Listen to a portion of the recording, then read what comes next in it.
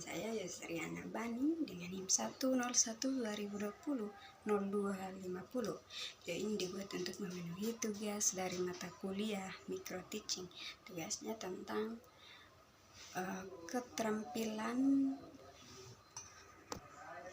tugas kali ini tentang keterampilan memberikan penguatan. Jadi di sini materi yang saya ambil itu untuk anak SMA kelas 10 dengan materi Allah pembaharu kehidupan. Berikut mari kita simak videonya. Selamat pagi anak-anak. Oke, hari ini kita akan belajar tentang Allah pembaharu kehidupan. Di sini ada 3 pokok materi yang akan kita bahas hari ini, yaitu yang pertama, makna pembaharuan bagi manusia dan alam ciptaan Allah. Di sini kita akan melihat bahwa Allah membaharui kehidupan melalui Roh Kudus. Nah, dalam kisah para rasul 2 mengatakan bahwa setelah Petrus berkhotbah, banyak orang menjadi percaya, lalu kemudian mereka dibaptiskan. Nah, kita akan melihat dalam kitab Galatia pasal 5 ayatnya yang ke-22 hingga ayatnya yang ke-23. Di situ menjelaskan buah-buah roh.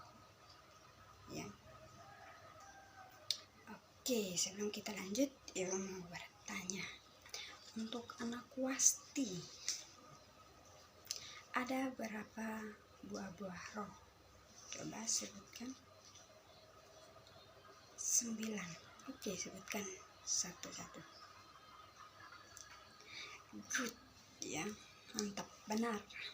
Jadi buah-buah roh itu ada 9. Nah, di sini dari penjelasan tersebut kita melihat bahwa pembaharuan Allah tidak hanya berlaku untuk manusia, tetapi juga bagi seluruh ciptaan, sehingga alam dan lingkungan hidup menjadi bagian dari pembaharuan itu.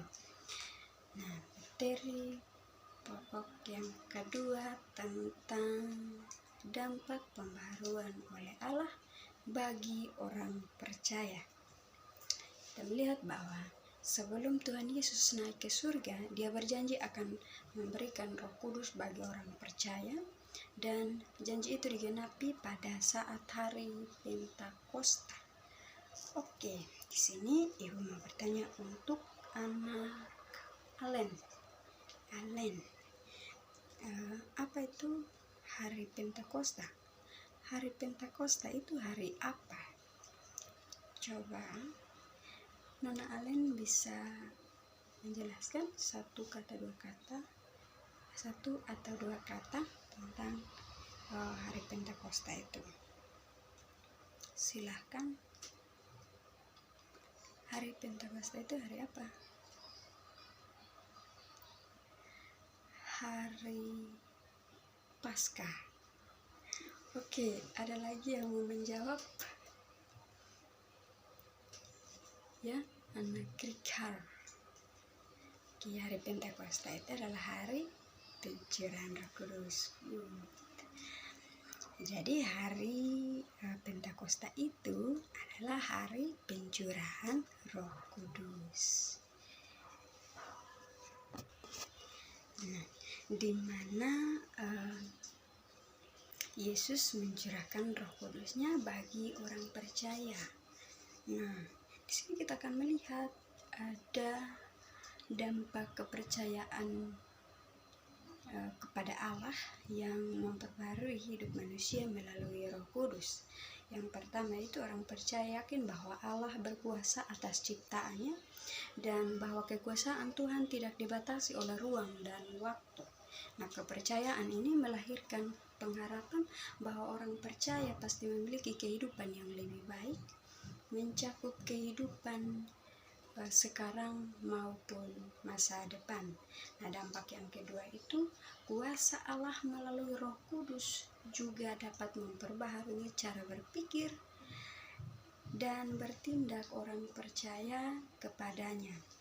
Nah, yang tadinya mengacu pada keinginan daging, sekarang mengacu pada keinginan roh.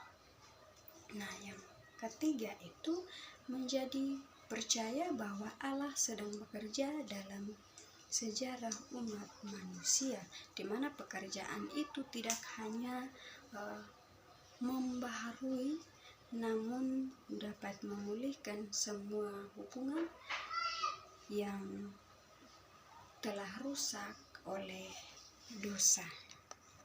Nah, yang berikut kita akan melihat bagaimana penjelasan dari Alkitab tentang pembaharuan tersebut. Di sini kita lihat dalam kitab kedua Korintus pasal 5 ayatnya yang ke-17. Dalam ayat ini menjelaskan bahwa setiap orang yang percaya kepada Yesus, mereka adalah ciptaan baru yang dibaharui oleh citra Allah dan ikut merasakan kemuliaannya dengan pengetahuan dan pengertian yang dibaharui dan hidup dalam kekudusan. Di sini kita melihat contoh dari Rasul Paulus, di mana sebelum Rasul Paulus bertobat, Paulus itu mengenali Yesus sebagai manusia biasa. Tetapi Paulus telah diubah oleh Roh Kudus untuk berbalik dari jalannya, lalu kemudian bertobat dan menjadi murid Yesus. Nah, Roh Kudus telah mengubah Paulus menjadi ciptaan baru. Bukan hanya Paulus saja yang diubah, tetapi semua orang yang percaya dapat diubah menjadi ciptaan yang baru. Selanjutnya kita akan melihat kitab Galatia pasal 5 ayat 22 hingga ayatnya yang ke-23 tentang buah roh. Nah, kita lanjut. Buah roh yang pertama itu kasih. Ada yang bisa menjelaskan apa itu kasih? Oke, betul sekali, mantap ya Rian. Di sini ibu mau menjelaskan satu persatu. Ibu lanjut dari penjelasan tadi. Ini anak Rian ya, menjelaskan tentang itu kasih. Nah, yang pertama itu kasih. Kasih adalah sikap manusia yang tulus dan bebas dari rasa benci, balas dendam, dan dengki, dan juga iri hati. Yang kedua, sukacita. Nah, sukacita ini merupakan anugerah oleh Kristus kepada para pengikutnya dan disampaikan dengan perantaraan Roh Kudus. Yang ketiga yaitu damai sejahtera. Damai sejahtera adalah pemberian Kristus dan mencakup ketenangan batin secara hubungan harmonis dengan orang lain. Yang ketiga, yang keempat ya, tentang kesabaran. Nah, kesabaran ini berkaitan dengan sikap seseorang terhadap orang lain dalam mencakup sifat yang tidak membalas kejahatan dengan kejahatan. Nah, yang kelima itu kemurahan. Kemurahan ini merupakan tindakan yang penuh kebaikan, khususnya kebajikan sosial. Nah, yang keenam itu kebaikan. Kebaikan ini merupakan ketulusan jiwa yang membenci kejahatan, tidak suka kejahatan, dan kebaikan ini didorong oleh motif dan perilaku yang baik. Nah, yang ketujuh yaitu kesetiaan. Kesetiaan juga merupakan tindakan yang didasarkan pada penghargaan kasih dalam kepedulian dan kepedulian. Nah, yang ke-8 yaitu kelemah lembutan. Di sini didasarkan pada kerendahan hati dan juga kemajuan sikap terhadap orang lain sesuai dengan penyangkalan diri. Yang ke-9 atau yang terakhir yaitu penguasaan diri.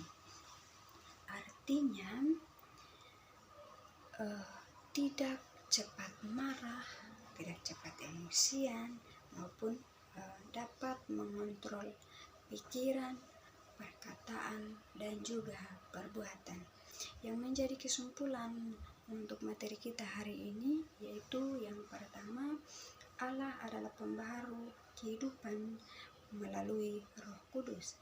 Yang kedua, setiap orang percaya menikmati pembaharuan hidup baik secara jasmani maupun rohani, di mana dalam pembaharuan itu relasi manusia dengan Allah, sesama, serta alam dapat dipulihkan. Yang terakhir, orang yang percaya kepada Allah adalah ciptaan yang baru yang hidup dalam pimpinan Roh Kudus. Sampai sini pertemuan kita hari ini. Shalom, sampai jumpa minggu depan.